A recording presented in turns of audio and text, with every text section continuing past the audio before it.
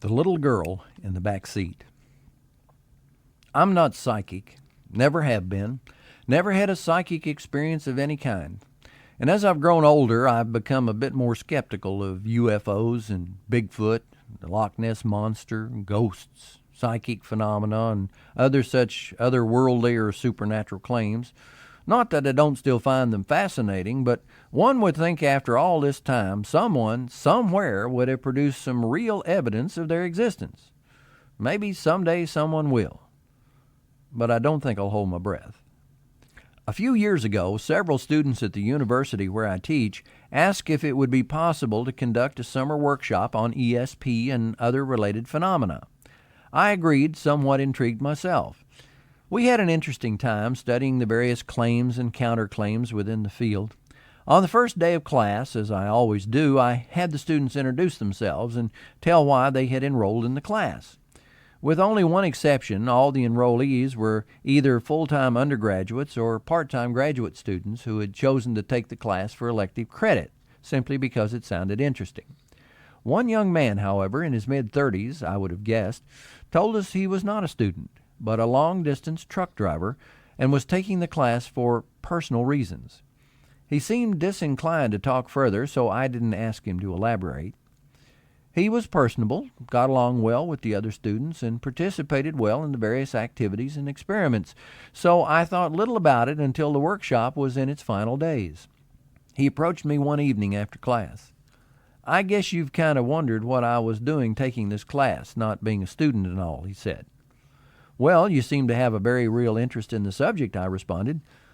"You see, something happened to me a few years ago, something that I couldn't explain, still can't."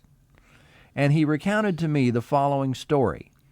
Now, unlike most urban legends, he did not attribute the events as happening to some vague friend of a friend, but rather swore that the events he was about to tell me were true and had actually happened to him. His story began about 10 years earlier as he was driving a semi on the Pennsylvania Turnpike. A blue Mustang passed and then cut in far too sharply. He had but a split second to decide: run over the top of the Mustang or take his rig over the guardrail. His decision was made for him, however, when he saw the face of a young girl, about 4 or 5, her blonde hair in pigtails, staring out at him from the rear window of the car. All he remembered, he said, was jerking the wheel sharply to the right and then waking up in a hospital bed. His leg was broken and he had severe contusions.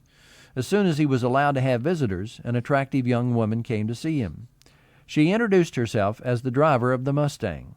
She indicated that she realized too late that she had cut into his lane too soon and apologized over and over again for having caused the accident. "So you and the little girl are okay?" he asked. What little girl?" "The little blonde girl in pigtails riding in the back seat. I can see now that she favors you a great deal. Your daughter?" The woman looked perplexed. "But I was alone that day in the car. I'm not married. I don't have any children." Now it was he who was totally bewildered. He insisted that he had seen the little girl staring up at him from the back seat. The woman was just as insistent that she was alone that day and didn't even know any young girls who fit that description.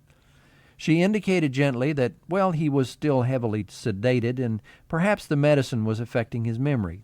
He knew better, but they seemed to be at an impasse, so he let it drop. She visited him twice more while he was in the hospital, and they struck up a friendship. On her last visit, he indicated he would be released soon and asked if she would keep in touch by writing. She agreed. They corresponded frequently. A couple of years later, she wrote that she was engaged and invited him to the wedding. Although he had to decline because his driving schedule would not allow, he did receive a wedding picture. After that, he heard nothing more from her. Assuming that her new life had swept her out of his, he sadly resigned himself to hearing from her no more. And then, 4 years later, he received a letter. Her husband was in the military, and they had left for overseas duty shortly after the honeymoon. She had intended to write, but they had a daughter within the first year of marriage, and good intentions had somehow been neglected. She stated, however, that she hoped he had found as much happiness as she. Her marriage was wonderful, and her little girl was the most precious thing in her life. She had enclosed a picture. He indicated that his joy turned to a spine-tingling chill when he turned over the photo, and there was the smiling face of the child who had looked up at him from the back seat of that Mustang some 6 years previously. I asked if he would relate this story to the class, but he declined, stating that it was just too personal. "But now you see why I took this class," he said, and left.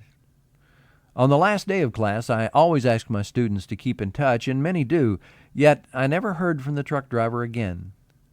That was almost 25 years ago.